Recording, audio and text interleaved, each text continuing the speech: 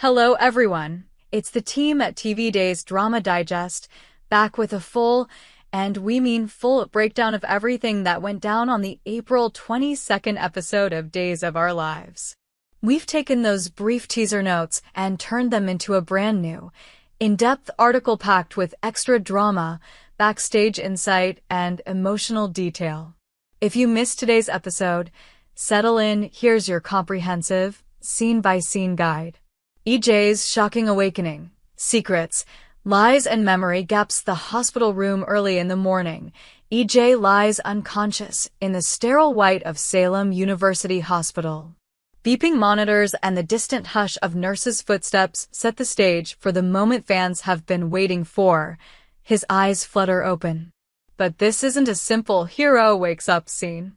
Every breath feels labored, every second stretched. The camera lingers on EJ's face, pale, drawn, haunted by pain, before finally resting on his trembling hand as he flexes his fingers for the first time since the shooting. JJ's turbulent joy. JJ bursts into the room, heart pounding. Relief floods his face, then confusion, then fear, all within seconds. He kneels by EJ's bedside, gripping the sheets. "Who did this to you?" he demands. But EJ's eyes fill with dread. His memory is shattered. Fragments of gunshots, screaming voices, a flash of someone's silhouette hover at the edge of his mind, but remain frustratingly out of reach. The memory question. EJ refuses to name his attacker, not because he's playing games, but because he genuinely cannot remember. Viewers see fleeting flashback snaps, bright muzzle flash, muffled cries, a hand raised halfway, but no coherent narrative. As JJ presses, EJ's voice cracks. "I wish I knew." Will those gaps be filled next week? Or will someone else step forward with a false confession, twisting the investigation into dangerous territory? Suspicion and ulterior motives. Every character in Salem immediately becomes a suspect. Might EJ, still groggy and vulnerable, point the finger at someone he trusts to protect him? Could revenge drive him to accuse the wrong person? Tonight's scenes end on a cliffhanger. EJ's gaze shifts to the hallway, where a nurse rolls in his chart. His pupils narrow, determination flickers. He needs the truth, but does Salem want him to find it? Chanel and Johnny, adoption joy undercut by unanswered questions breaking the news across town. Chanel takes a deep breath before sharing her life-changing update with Johnny. She's finalized the adoption paperwork for their new baby. Her voice is warm, tentative. This should be a moment of pure celebration. Yet Johnny's smile falters. He reaches for Chanel's hand, but his mind is miles away, back in the hospital corridor. A father's guilt. Johnny's conflict is palpable. On one hand, he's overjoyed at becoming a father, and he adores Chanel's fierce optimism.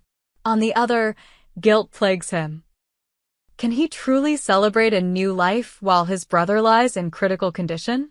More haunting still, could EJ's awakening expose Johnny's darkest secret, that he was the one who shot EJ's father years ago?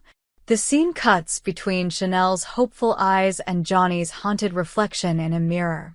He forces out an "I'm happy," but the tremor in his voice betrays him. Finding balance, Chanel insists they celebrate. She's planned a small gathering at the loft, complete with baby-themed decorations and a welcome to parenthood cake. Johnny tries to mask his inner turmoil, plastering on a grin as friends arrive. But every time the door opens, he flinches, half expecting news about EJ's condition. By night's end, Chanel senses his distance.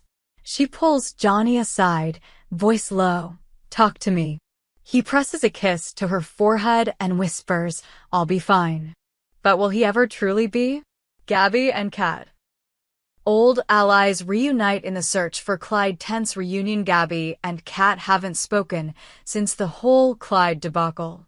Gaby, steely and determined, joins JJ and Chad in combing the woods for any clue to Clyde's disappearance. To everyone's surprise, Cat shows up too, her usual cool composure replaced by raw anxiety.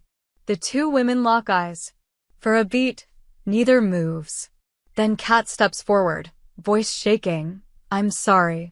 It's a simple apology, but it cracks the icy barrier between them. Shared vulnerability under the dappled sunlight of the forest, Gaby and Cat talk honestly for the first time. Gaby admits that losing Clyde, her nephew, terrifies her. She feels responsible. Cat confesses guilt over not trusting Gaby sooner. Their conversation is punctuated by JJ's calls, anything, and Chad's anxious glances. The four of them, it's an uneasy team, but united by purpose. A bond forged in crisis by day's end. Gaby and Cat have found unexpected solidarity. When Gaby helps Cat over a fallen log, their smiles are tired but genuine. In the closing shot, Cat tucks a stray hair behind Gaby's ear and says, "We'll find him." It's a promise, and in Salem, that never comes cheap. Sophia and Tate, adoption hopes and family opposition meeting for the first time. Sophia brings little Tate to the DiMera mansion for the first step of the adoption process. They share a tender mother and son moment in the grand foyer. Sophia kneels to Tate's level, brushing his hair back gently. Tate's eyes, wide with curiosity, study the polished floors and golden accents. Sophia whispers, "Mom's got you," and Tate gives a shy, trusting nod. Army's rising fears watching from the upstairs balcony is Army, the children's paternal grandmother notorious for her icy disapproval of EJ. When she hears the news that EJ is awake in the hospital, her face drains of color. She fears he'll come for his son, Tate, and she dreads the thought of EJ bonding with the child. Army's grip on the balcony railing tightens, her knuckles whiten. She mutters to herself, "Not while I'm in charge." Her internal monologue reveals her plan: stonewall the adoption, invoke technicalities, anything to keep Tate away from his father. Balancing joy and tension, Sophia senses the tension. When she meets Army downstairs, their polite conversation crackles with unspoken hostility. Sophia smiles, voice calm, "I know you love him, too."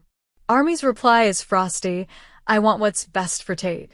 Yet everyone in the room can see her fear meet Sophia's unwavering confidence. In one powerful moment, Sophia places her hand over Army's and says, "He needs both of his parents." The camera holds on Army's conflicted expression. Her next move could change everything. What's next in Salem? Today's episode packed more twists than a tornado. EJ's fragile recovery raises as many questions as it answers. Johnny and Chanel struggle to define their future. Old rivals find common ground, and a family's next chapter hangs in the balance. If you thought April 22nd was explosive, you haven't seen anything yet. Who really shot EJ's dad, and will EJ piece together the truth? Can Johnny reconcile his guilt and step fully into fatherhood? Will Gaby and Cat find Clyde before it's too late? Can Sophia outmaneuver Army's opposition and finalize Tate's adoption? Stay tuned to TV Day's Drama Digest for our next deep dive, and don't forget to catch our video summary of today's heart-stopping moments. Salem may seem quiet now, but the calm before the storm never lasts. We hope you enjoyed it and look forward to sharing more with you in the future. Don't forget to like, comment, and subscribe TV Day's Drama Digest for more updates on Days of Our Lives. We hope you enjoyed it and look forward to sharing more with you in the future. Don't forget to like, comment, and subscribe TV Day's Drama Digest for more updates on Days of Our Lives.